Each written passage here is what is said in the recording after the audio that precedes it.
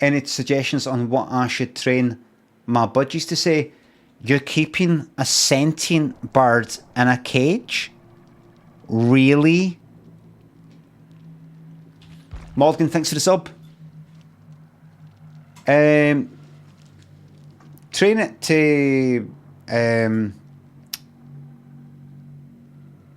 make a cock-a-doodle-doo sound. I know you can't do that, but try.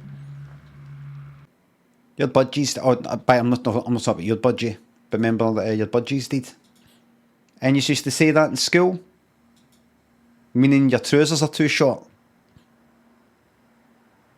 I don't know where the fuck it came from.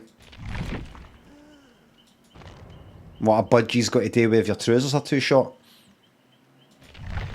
Terrible in secondary school because you're still growing. I know everybody's fucking moms or dads or whoever could go like that, buy them a new pair of fucking trousers every 6 months. So inevitably people would have, the trousers would be a bit too short. You could see the fucking white socks. You'd want to fucking talk budgies did. It's fucking worst. One of the worst things that can get said to you. That your trousers are too short.